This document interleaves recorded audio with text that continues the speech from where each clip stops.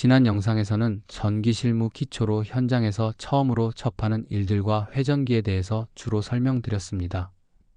이번 영상에서는 전기의 얼굴인 전압, 전류, 주파수, 전력에 대해서 살펴봅니다.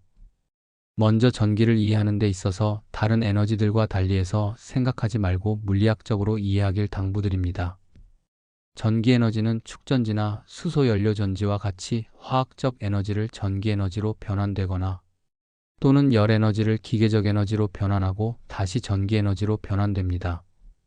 이와 같이 물리학적으로 기계 에너지와 전기 에너지 간에 서로 에너지 변환이 가능합니다.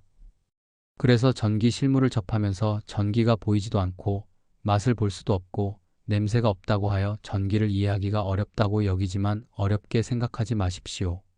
전기에 대한 이해가 깊어갈수록 전기가 머릿속에 보여지게 될 것입니다. 그럼 지금부터 전기가 어떻게 생겼는지 알아봅니다. 제어 회로에는 시퀀스 제어 또는 프로그래마된 로직 제어가 있으며 제어 전원으로는 직류와 교류가 있습니다. 제어 전원으로 직류는 15V와 24V, 110V와 125V를 사용하고 교류는 110V 또는 220V 등을 사용합니다. 직류 전원이 교류 전원보다 안정적인 전원 특성을 가지고 있기 때문에 고전압의 스위치 보드 또는 로직 제어용 전원으로 사용되고, 교류는 시간에 따라 방향과 크기가 주기적으로 변하는 것으로서 교류 제어 전원은 저전압의 스위치 보드 또는 전동기 제어반에 주로 사용됩니다. 그리고 동력으로는 삼상 교류가 주로 사용되어 회전자계를 쉽게 얻고 또한 동력이 큽니다. 전기 에너지는 발전소로부터 발생된 삼상 교류 60Hz가 송배전 선로를 통해 수용과에까지 공급됩니다. 또는 배전 선로에서 강압 변압기로 적당한 전압으로 낮추어 사용합니다. 전기는 빛의 속도로 빠르게 공급됩니다.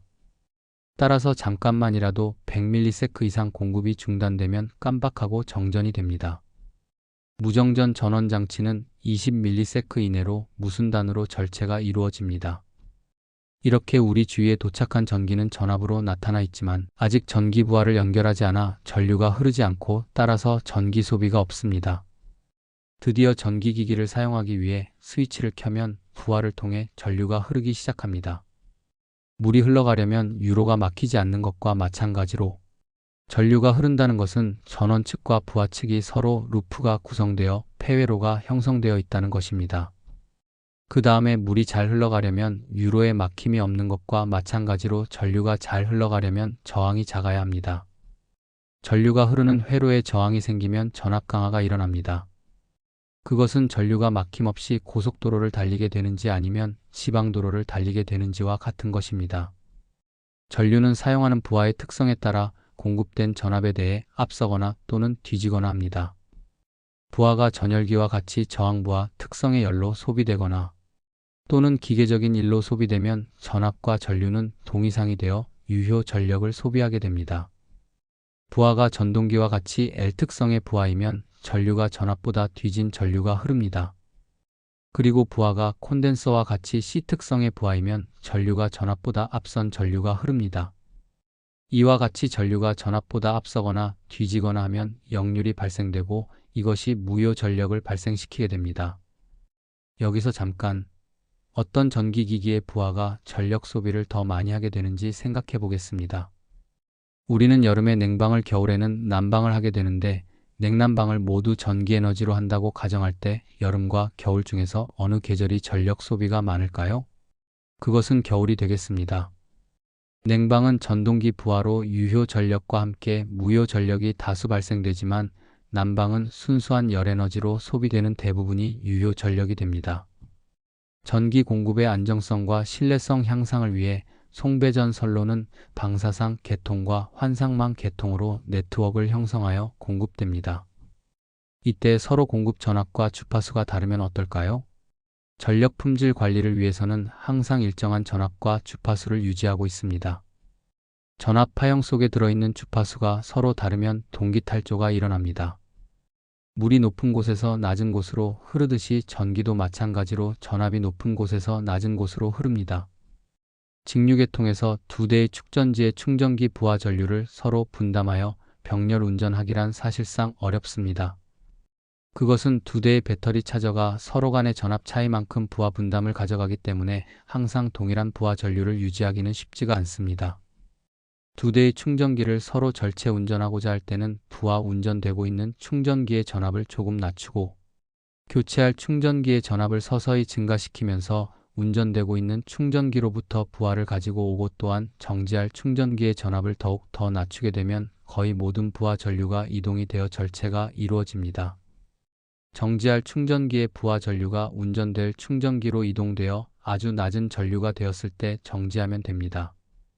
충전기 교체 운전을 쉽게 하지 않고 부하 분담을 시킨 후에 하는지에 대해서는 다음의 실험에서 알아봅니다. 전압에 따라 전류 분배가 달라지는 것을 알았는데 그렇다면 전류의 특성은 어떻습니까? A 또는 1번 스위치 회로로 부하 전류가 흐르고 있는 상태에서 B 또는 2번 스위치를 켜고 그 다음에 A 또는 1번 스위치를 끈다면 부하 측에서는 순간 정전이 일어나게 됩니다. 그 이유는 A 또는 1번 회로의 부하 전류가 B 또는 2번 회로의 부하 전류로 미처 절체되지 않은 상태에서 A 또는 1번 스위치를 차단했기 때문입니다. 전류는 흐르던 길로 계속 흐르려는 관성의 성질을 가지고 있기 때문입니다. 부하 전류를 차단하기 위해 차단기를 개로하면 아크 길이가 늘어나는 것도 바로 그 성질입니다. 전류는 어떤 위치 에너지를 가진 물이 수문을 열면 유량이 생기는 것과 같이 스위치를 켜면 전류가 흐르게 됩니다. 전류는 강물의 물기를 돌리기 어렵듯이 흐르고 있는 곳으로 계속해서 흐르려고 하는 성질을 가지고 있습니다. 그리고 부하의 크기 즉 저항에 따라서 전류량이 결정됩니다. 저항이 크면 전류가 작고 부하도 작게 되며 또한 저항이 작으면 전류가 크고 부하도 크게 됩니다. 수차의 유량이 많으면 더 큰 토크를 발생하는 것과 같이 전류가 많으면 하는 일이 많아져서 동력이 크고 전력 소비가 크게 됩니다. 만약 직류 전원이 필요하다면 교류를 직류로 변환하기 위해 콘버터를 사용하여야 합니다. 비상직류용 전원으로 비상시 축전지를 사용하려면 배터리 충전기를 사용하여 평상시에는 콘버터 출력 전원을 사용하면서 축전지를 충전시켜 놓았다가 정전시 축전지가 방전되면서 부하에 공급됩니다. 또한 비상용 교류 전원이 필요하다면 인버터를 사용하고 역시 비상용으로 축전지를 사용하여야 하기 때문에 무정전 전원 장치를 사용하여야 합니다. UPS는 축전지 충전기인 콘버터에 인버터를 추가하여 사용합니다. 직류는 극성이 있으나 교류는 극성이 없습니다. 직류의 전류는 양극에서 음극으로 흐르고 교류는 서로 교번하면서 부하 측을 통과하여 전원 측으로 되돌아옵니다. 직류에서는 다이오드의 정방향의 전류는 흐르고 역방향으로는 전류가 흐르지 못합니다. 그렇지만 교류는 사정이 다릅니다. 교류에서는 전압 파형이 서로 교번하므로 다이오드의 정방향의 전류도 흐르고 다이오드의 역방향의 전류도 흐르게 됩니다. 만약 직류계통의 배터리 충전기에서 충전기가 고장나서 배터리가 방전되고 있을 경우에는 전원 측으로 전류가 흐르지 못하도록 블로킹 다이오드를 설치합니다. 이것은 유체가 역방향으로 흐르지 못하도록 하는 책 밸브와 같은 것입니다. 다음은 전압과 전류의 측정에 대해서 알아봅니다. 우리가 측정기로 측정하는 전압에 있어서 직류는 평균치이고 교류는 시료치입니다.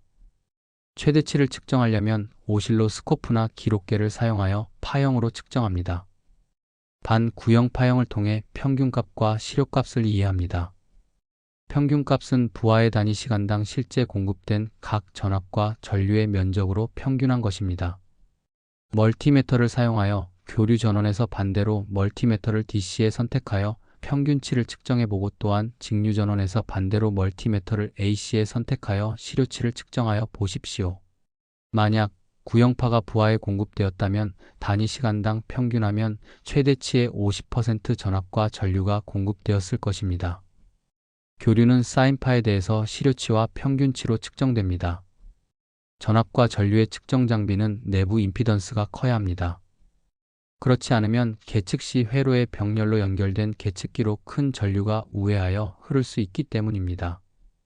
멀티미터를 사용하여 직류와 교류 전압 측정은 회로에서 전이차를 측정하기 때문에 병렬로 측정하지만 전류는 직렬로 측정하여야 하므로 측정 시 회로를 끊어야 하는 불편함이 있기 때문에 클램프 메터로 측정합니다.